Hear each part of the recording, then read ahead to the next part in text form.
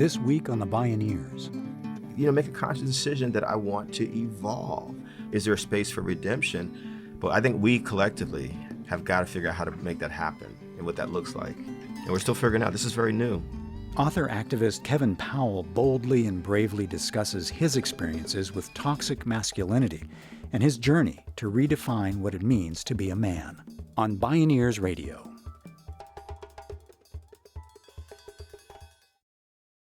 The true clash of civilizations in the future will be along the fault lines between civilizations that treat women as equal members of the human species and civilizations that cannot or will not do so. So say the authors of the book Sex and World Peace. They propose that establishing gender equality will make the world safer, healthier, more prosperous, more democratic, and less corrupt. They present compelling data that suggest a direct correlation between world peace and the security of women. Professor and psychologist Alice Eagley goes a level deeper. She points out that in every social science test, gender stereotypes trump even racial stereotypes. In other words, gender may be the deepest template in the human psyche, and it sets the pattern for most other forms of oppression and hierarchy. This gender wound is painfully evident in public health statistics.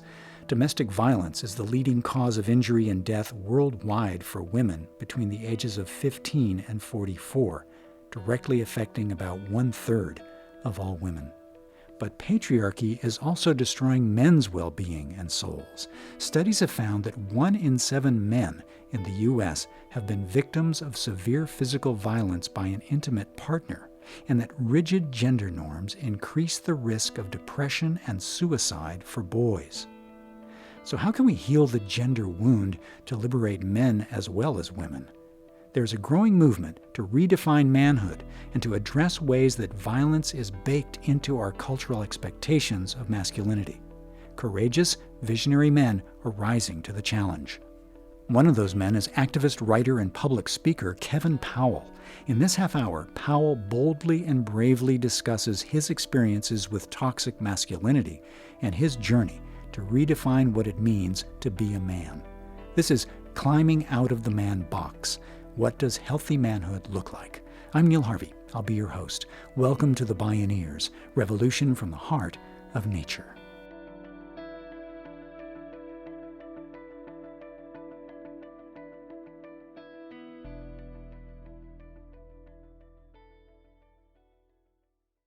So I grew up loving TV shows like I Dream of Jeannie. Remember that show?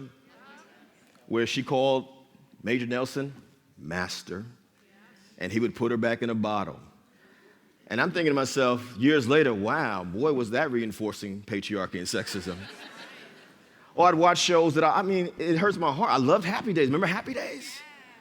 The Fonz would snap his fingers and women would just fly out of the ceiling. Now, we're laughing about this, but as a boy taking this in, think about the devastating effect of these images. Just like the devastating effect of black folks seeing images of us only in certain ways that are stereotypical. Are y'all with me out there? This applies across the board. And so this is how it was socialized. Fighting was normalized. Violence was normalized. Not respecting women and girls as our equals, as our equals, as our equals, as our equals, which is what women and girls are, was not part of it. Kevin Powell is an acclaimed political activist, poet, writer, and entrepreneur. He's the author of 12 books, including The Education of Kevin Powell, A Boy's Journey into Manhood, and My Mother, Barack Obama, Donald Trump, and the Last Stand of the Angry White Man.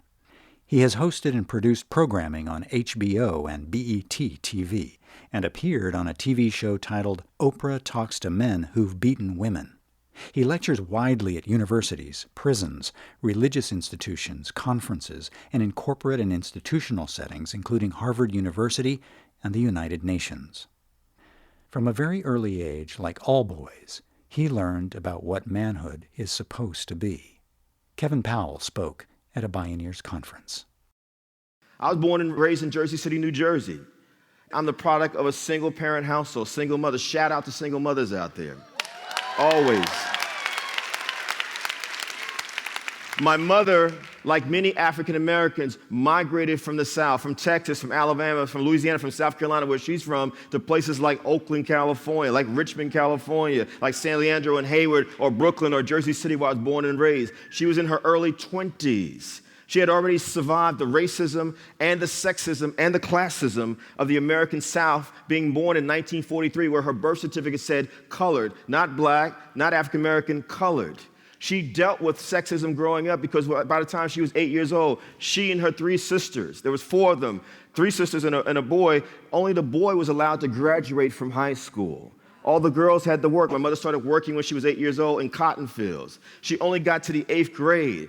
She was basically groomed not to have a career any other way other than to being the help for the privileged and powerful in her community. Are y'all with me out there? You know, this is where my mother came from. So she got on a Greyhound bus, as many black women did during those times, and she packed her life into suitcases, and they came up north. She and two of her sisters, and they shared one bed in a one-room apartment in Jersey City. And at some point, my mother met my father. She was in her early 20s. He was in his 30s. She fell in love with him, and he fell in lust with her.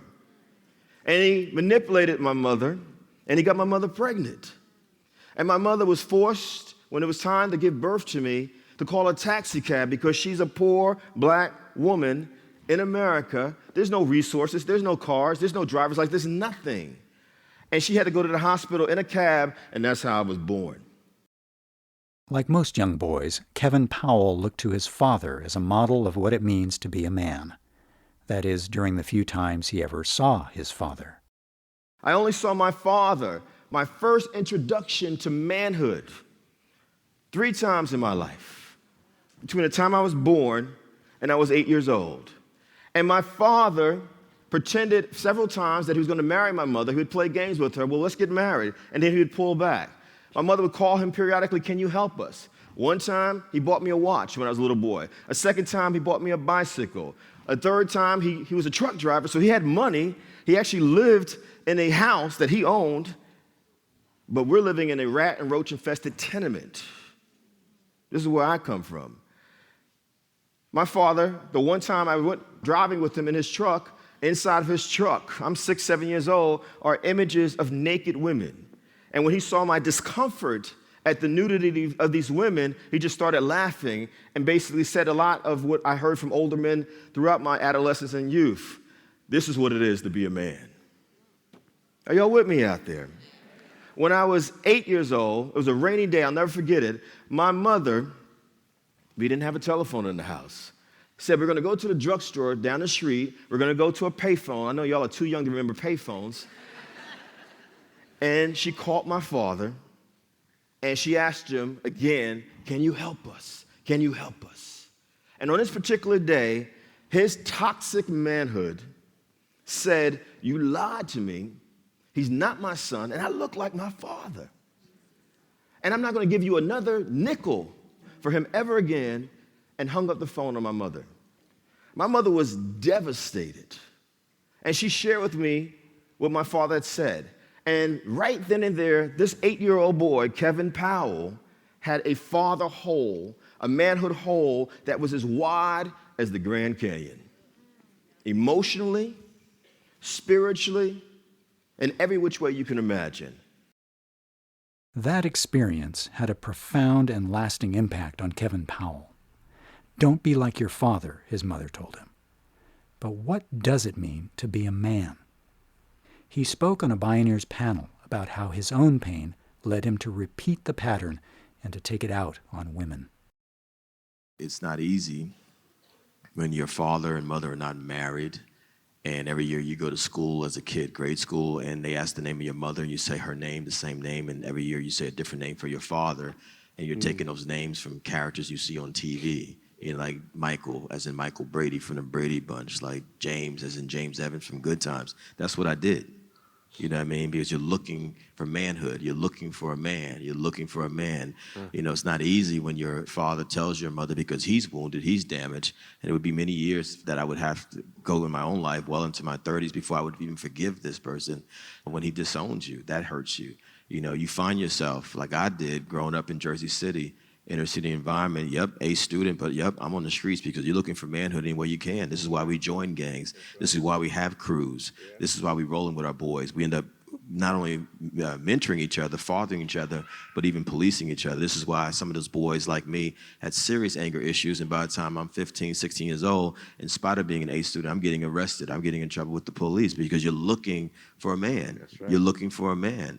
You get to college and you think, okay, maybe this is it, and then you start to engage in destructive behavior, the same behavior that your mother told you not to engage in. Again, don't be like your father. Don't be like your father. You know, you get out of college, you're in your early 20s like I was, because you still haven't processed all this rage and trauma that you have. Your girlfriend says something to you that you don't like. You feel powerlessness, and you push her into a bathroom door because in that moment you feel powerful, but then when she runs out of the house, you're standing there trembling because you now realize what you just did. That's right.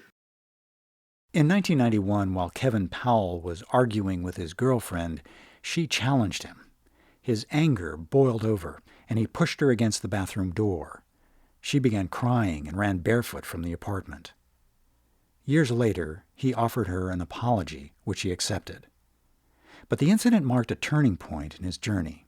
He'd become deeply involved as an activist in social and racial justice issues, and now suddenly he found himself challenged by his fellow students and colleagues about his sexism.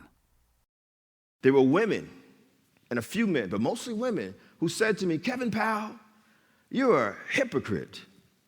How can you talk about injustice in the world and you're participating in the oppression of half the country and the world's population? That was devastating to me. Equally devastating is when some women said to me, you need to read Bell Hooks. And I said, well, that's an interesting name, and who is that?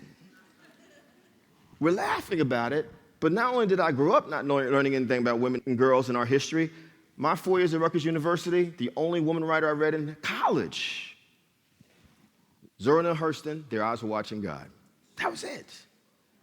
And so even in college, when I thought back on it, after being challenged around that bathroom door incident, here I was thinking I was this brilliant young man, but when women leaders at Rutgers University would challenge us on our sexism, we would say disparaging, disrespectful things to them, because what men like to do who are engaged in toxic manhood is silence women and girls.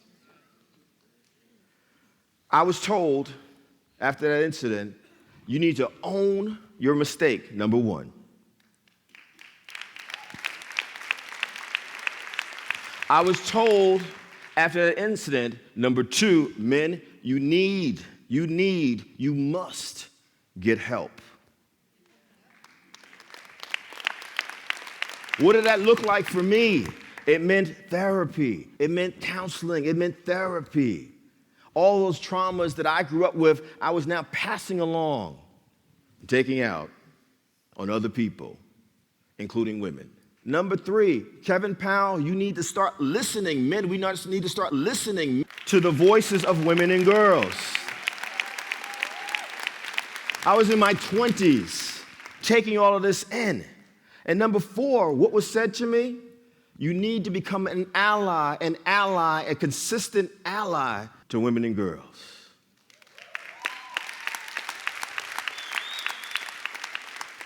Number five, how do you become an ally? You must read. And I found myself, you must study. I was like, well, who is Bell Hooks? Who is Gloria Steinem? Who is Eve Ensler? Who is Audre Lorde? Who's June Jordan? Who's Sonia Sanchez? Who is Nikki Giovanni? Because I realized I was completely ignorant about women. Completely ignorant. Like many of us are. And it was hard to read things where women were saying very powerful things about what they had experienced at the hands of men. But we don't have the kind of transformation that Bioneers represents if we as a people, no matter how we identify ourselves, are not willing to take hard looks in the mirror. A hard look in the mirror irreversibly launched Kevin Powell on a transformational trajectory. He was committed to climbing out of the man box. But how and where do you start? You have to do the work. And so it began in 1991 with a terrible, terrible experience.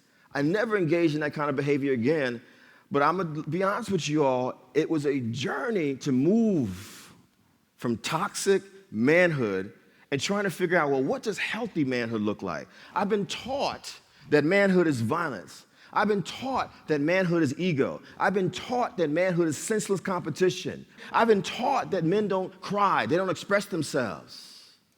I was taught that men can't be vulnerable. Are y'all with me? And I said to myself, wait a minute, here I am trying to figure this thing out, and there's all these wacky definitions out there about manhood in rock and roll, in jazz, in hip hop, in movies, on TV, in books. I had to question everything. That's how you begin to redefine manhood. You've got to question everything and ask yourself, what's wrong with love? What's wrong with peace?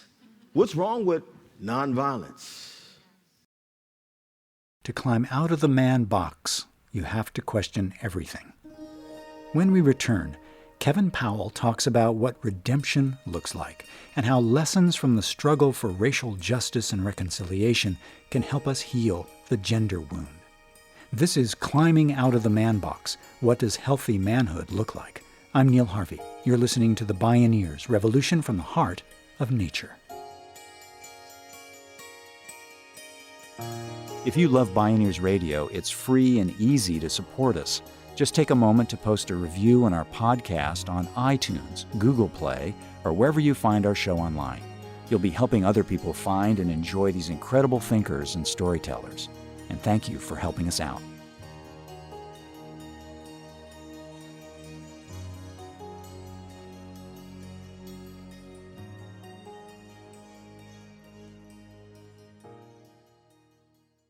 For Kevin Powell to face his psychological shadow side, to redefine his manhood, he embarked on a personal journey of self-healing. There were plenty of ups and downs, but he knew he wanted to be a very different man, a kind man, as seen through the eyes of women and girls. He spoke with us at a Bioneers conference.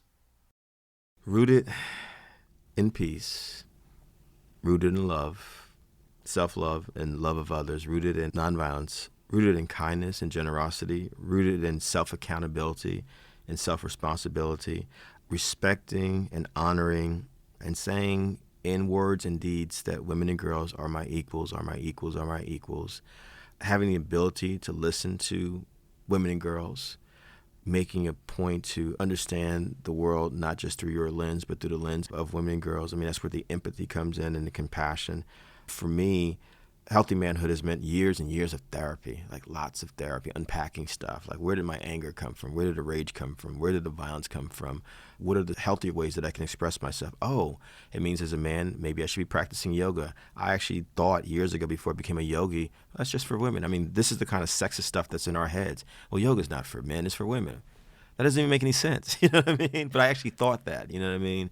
It means getting up every day and praying and meditating and understanding that the toxic manhood is just like go, go, go. It's like about ego and greed and materialism and unhealthy competition, senseless competition with each other, and understanding how to slow down. You know, it means being able to express yourself.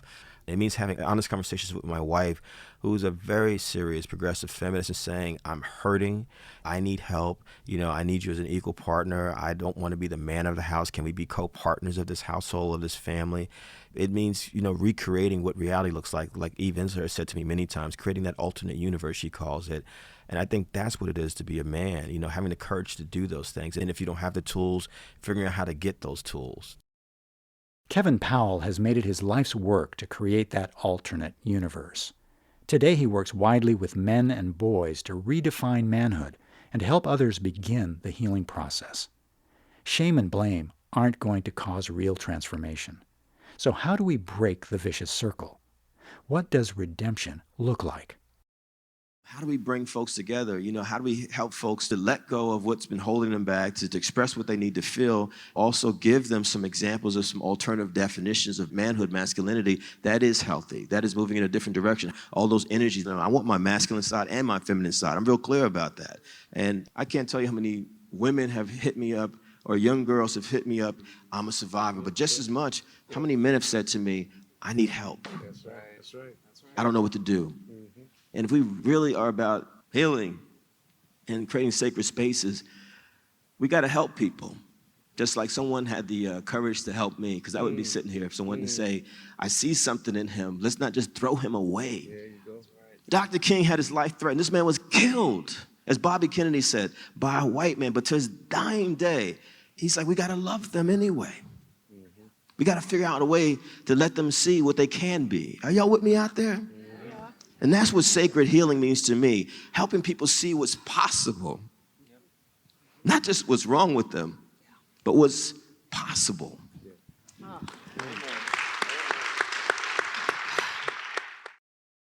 Sacred healing means not simply throwing men away, says Kevin Powell. They know not what they do, or if they do know, they often just don't have the tools to get past their pain and patterns. He sees strong parallels with the civil rights movement. I'm a student of the civil rights movement so when I think about it, there were folks who were like, yes, civil rights. Then there were folks who were like, hell no, no civil rights. You know what I mean? Same thing with Me Too, the Me Too movement. There are folks who are like, yes, we need this. And then there are folks, men mostly, but also some women I've heard in public on social media saying, oh, this is harmful to men. Why are we doing this to men? Yada, yada, yada. I'm like, and so I think it's very similar in the sense that it represents a real kind of, almost like an internal hurricane happening in the American spirit, you know what I mean? It's like when white America had to grapple with, well, these black folks are saying, and white folks who were working with them during the civil rights movement, they should be treated as equals. They should have the right to vote. People were resisting this. You know the history. And then at a certain point, it became normalized, and so it's not unusual now to see people of all different races sitting in the same space together like it's no big deal. But it took a lot of trauma and chaos, and I feel like that's what we're going through right now with Me Too, because what men are saying privately that I know is that they're scared they're going to lose their jobs, they're going to lose their careers, because they're seeing Matt Lauer, they're seeing Charlie Rose, they're seeing Cosby in jail, they're seeing Weinstein. Like, is that going to happen to me? Be honest about the things that you've done. Make a conscious decision that I want to evolve. Is there a space for redemption? But I think we collectively have got to figure out how to make that happen and what that looks like. And we're still figuring out. This is very new. It's very new. We're still figuring it out, says Kevin Powell. And society has to make space in order for us to evolve together. Clearly, there's a widespread cultural awakening unfolding today. And for things to really change, for women to enjoy genuine equality, and for men to heal from toxic manhood, men have to take responsibility. They have to actively raise their voices with other men to say, yes, we can be different. What I'm happy to say to you all is that over the last 27 years, I've seen more men get involved, but we still are a very small part of the solution. Are y'all with me out there?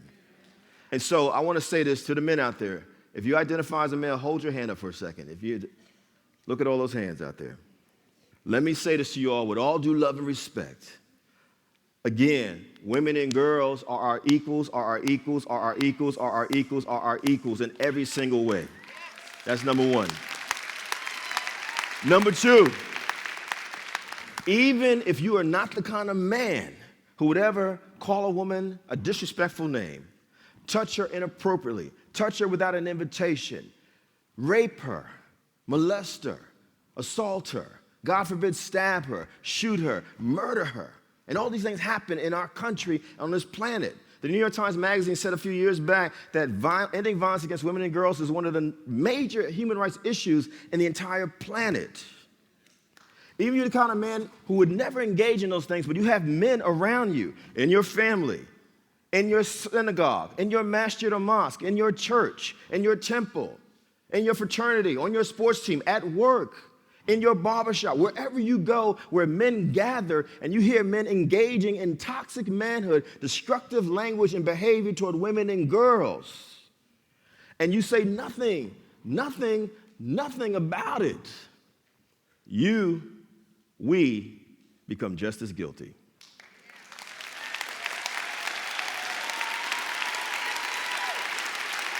So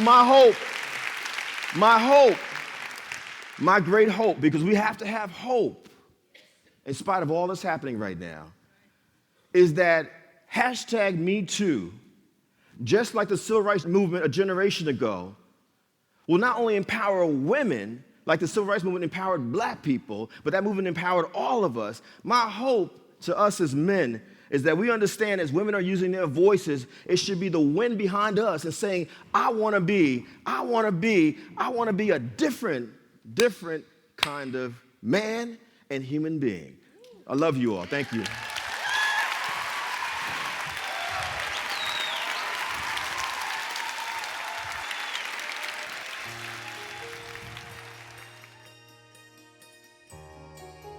Kevin Powell, a different kind of man. Climbing out of the man box. What does healthy manhood look like?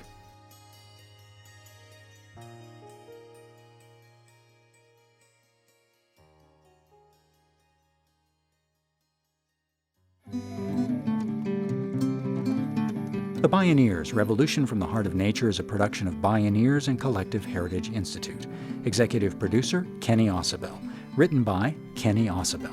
Senior producer and station relations, Stephanie Welch. Host and consulting producer, Neil Harvey. Producer, Teo Grossman. Program engineer, Emily Harris. Our theme music is co-written by the Baka Forest people of Cameroon and Baka Beyond from the album East to West. All royalties from Baka compositions and performances go to the Baka Forest people through the charity Global Music Exchange. Find out more at globalmusicexchange.org. The opinions expressed in the Bioneers Revolution from the Heart of Nature are those of the presenters and are not necessarily those of Bioneers and Collective Heritage Institute, the underwriters, or this radio station. My name is Neil Harvey. Thank you for listening. I invite you to join the Bioneers in inspiring a shift to live on Earth in ways that honor the web of life, each other, and future generations. This is program number 0318.